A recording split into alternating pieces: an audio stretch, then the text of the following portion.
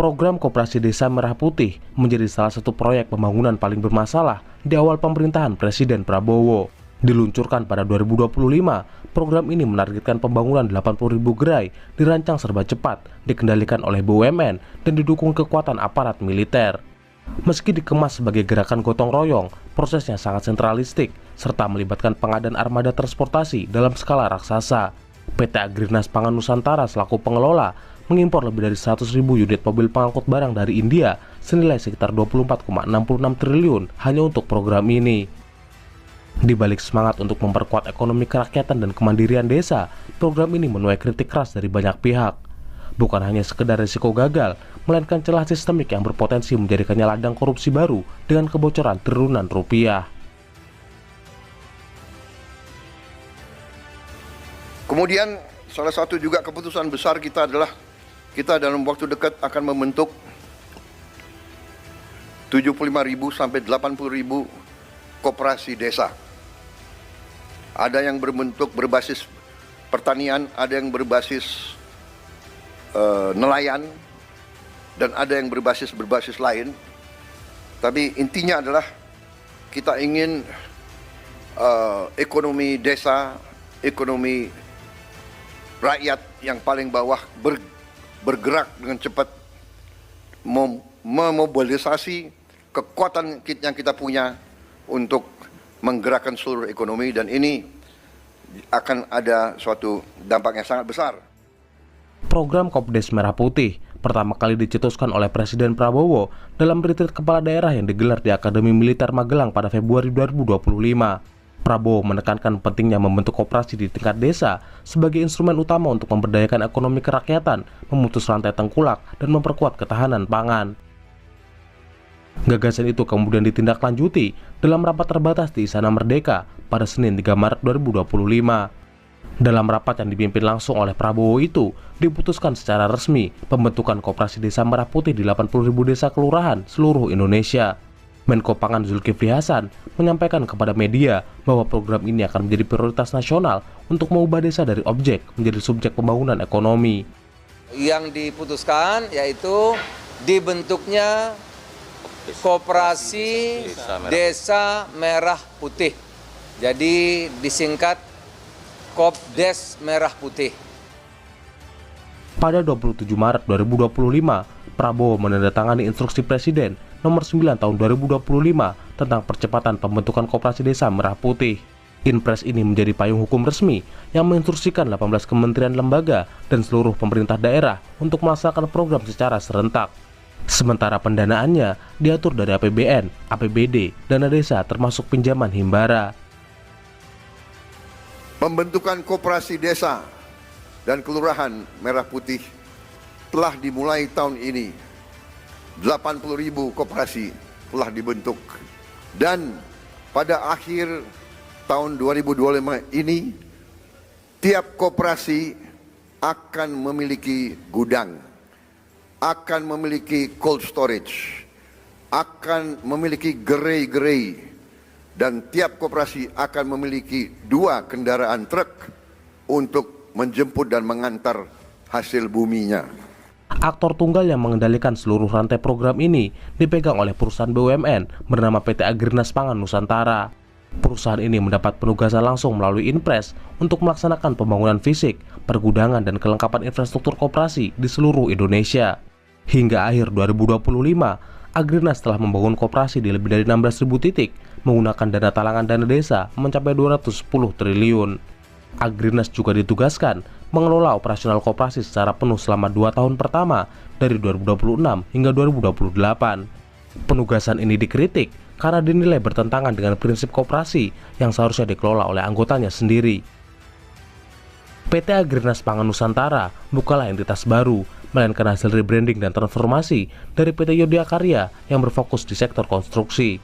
Di era pemerintahan Prabowo, perusahaan itu diubah menjadi PT Agrinas Pangan Nusantara sebagai bagian dari pembentukan holding BUMN Pangan bersama PT Agrinas Pangan Nusantara dan PT Agrinas Jaladri Nusantara. Posisi direktur utama dipegang oleh Yo Angelo de Sousa Mota. Di bawah kepemimpinannya, Agrinas mendapatkan sorotan dan kritik tajam karena mengimpor 105.000 unit mobil pickup dari India untuk mendukung program Kopdes senilai sekitar 24,66 triliun. Keputusan impor itu seketika memicu gelombang protes dari industri otomotif nasional.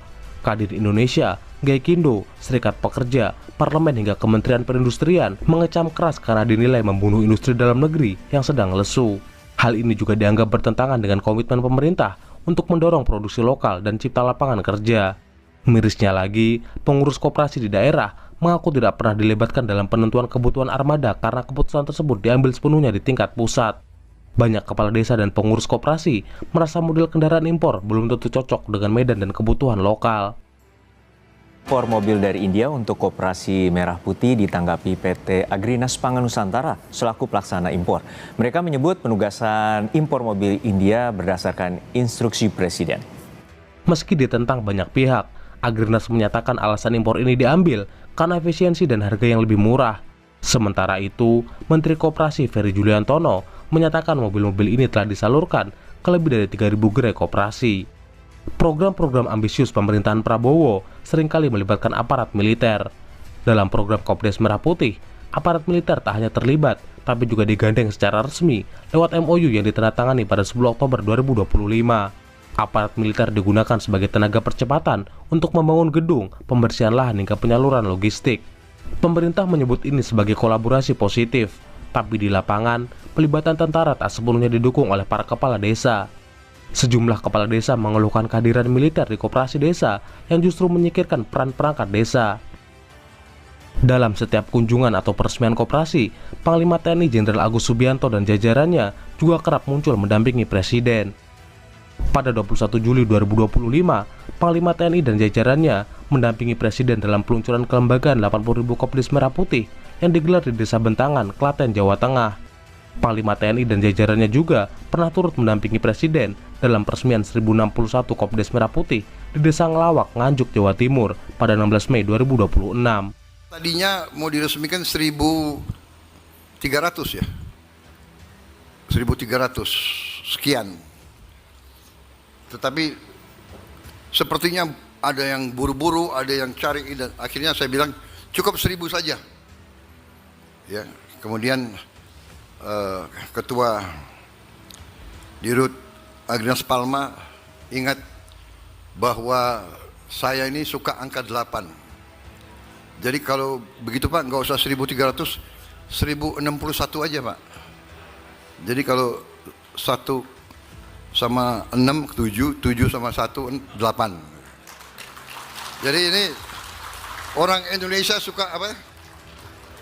Gatuk-gatuk ya. Cari-cari. Koperasi idealnya dibentuk secara sukarela, demokratis dan berasal dari bawah sesuai aturan perundang-undangan. Namun, Kopdes Merah Putih justru didorong oleh instruksi Presiden dengan model, struktur dan usaha yang seragam dari pusat. Pemerintah desa juga dipaksa membentuk Koperasi Merah Putih dengan cara berutang ke bank sebesar 3 miliar dengan tenor pengembalian selama 10 tahun dan APBN sebagai agunan. Lebih parahnya lagi, pembayaran cicilan bukan berasal dari keuntungan koperasi, melainkan dari pemotongan dana desa. Total pagu dana desa tahun 2026 sekitar 60,57 triliun, sekitar 58,03% atau 34,57 triliun wajib dialokasikan untuk mendukung pembentukan, pembangunan dan operasional Kopdes Merah Putih. Akibatnya, dana yang tersisa untuk kebutuhan dan pembangunan desa menyusut drastis dari tahun-tahun sebelumnya. Pemerintah sendiri menolak narasi ini. Mereka menyebutnya bukan sebagai pemotongan atau pengurangan, melainkan hanya perubahan tata kelola atau pergeseran peruntukan. Presiden Prabowo Subianto menyoroti tajam penggunaan dana desa dalam 10 tahun terakhir yang dinilai tidak berdampak signifikan pada kesejahteraan rakyat. Presiden bilang banyaknya kepala desa yang terjerat kasus hukum menjadi bukti adanya ketidakberesan tata kelola. Sebagai solusi, pemerintah kini menyiapkan terobosan baru melalui pembentukan Koperasi Desa Merah Putih untuk memastikan bantuan sampai langsung ke tangan warga. Survei Celios terhadap ratusan perangkat desa di 34 provinsi mengungkap fakta mencengangkan. 65% responden melihat celah korupsi yang sangat besar, mulai dari tahap pendirian seperti markup gedung, koperasi fiktif, hingga operasional seperti pengadaan barang, kredit macet disengaja, dan nepotisme pengurus. Salah satu hal yang juga banyak dikritik soal Kopdes Merah Putih adalah masalah penataan barang dan produk yang dijual. Banyak Kopdes yang sudah beroperasi justru menampilkan pemandangan yang familiar seperti minimarket swasta. Rak-rak berisi minyak goreng, mie instan, sabun mandi, susu kotak, dan produk pabrikan lainnya.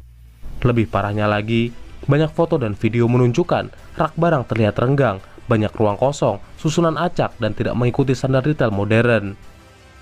Anggota DPR, Yoyok Rio Sudibyo, bahkan menilai program yang dijalankan tidak ada bedanya dengan retail modern karena sama-sama menjual produk pabrikan milik pengusaha besar.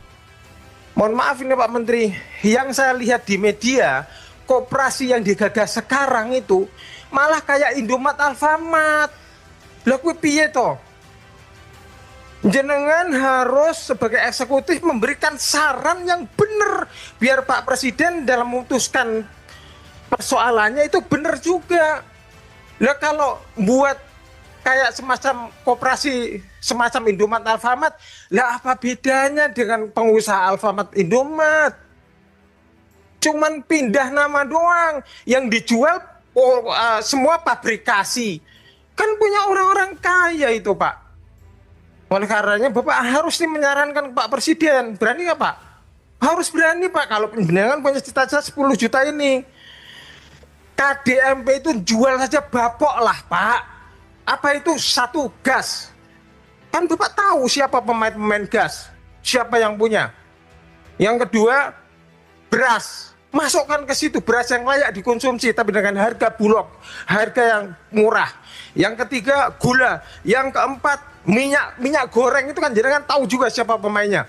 Masukkan ke situ. Yang kelima, tepung. Lainnya Pak, masukkan UMKM. Nah ini baru cerdas, ini baru benar. Sarankan Pak, dari saya Yoyok Rio Sudibyo, matur nuwun. Tak bisa dipungkiri, produk tani dan UMKM jauh lebih sulit dikelola karena kualitas yang tidak konsisten, sifat barang yang mudah rusak, atau kemasan yang tidak standar. Namun, jika pengurus koperasi memilih produk pabrikan yang lebih mudah laku untuk kelangsungan operasional jangka pendek, ini hanya akan mengkhianati tujuan inti program. Padahal, janji utama program ini adalah menjadi tulang punggung ekonomi kerakyatan, pembeli utama hasil tani dan produk UMKM desa, serta menyediakan kebutuhan pokok murah, sekaligus memberdayakan petani dan pelaku usaha kecil. Selain itu, pernah juga muncul wacana pembatasan ekspansi minimarket modern seperti Alfamart dan Indomaret di wilayah pedesaan, seiring upaya pemerintah memperkuat Kopdes Merah Putih. Wacana itu pertama kali dikemukakan oleh Menteri Desa, Pembangunan Desa Tertinggal dan Transmigrasi, Yandri Susanto pada 12 November 2025.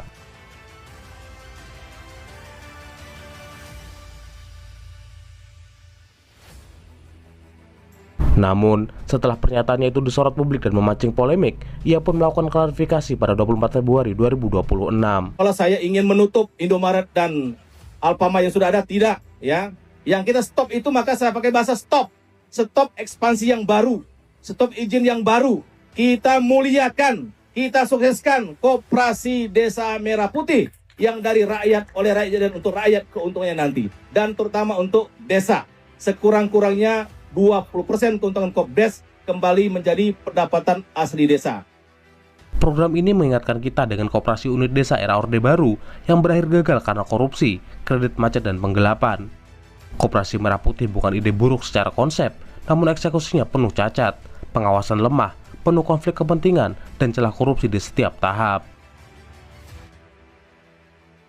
Pada Juni 2026, 3 calon manajer koperasi desa dan kampung nelayan Merah Putih dilaporkan meninggal dunia selama pelatihan dasar militer. Banyak pihak menyayangkan sekaligus melempar kritik soal seberapa penting latihan fisik untuk calon manajer koperasi.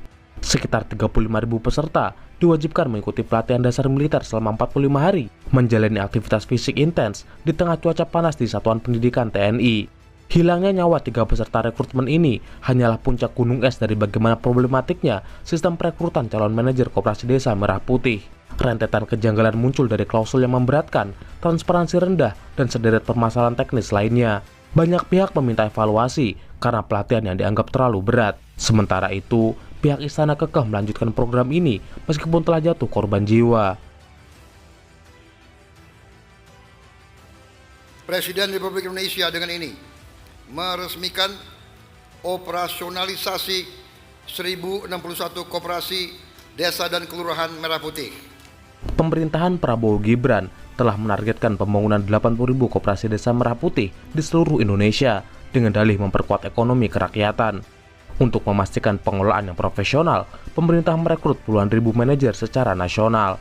Namun, salah satu syarat utama yang paling kontroversial adalah pelatihan dasar kemiliteran yang harus diikuti oleh seluruh peserta calon manajer.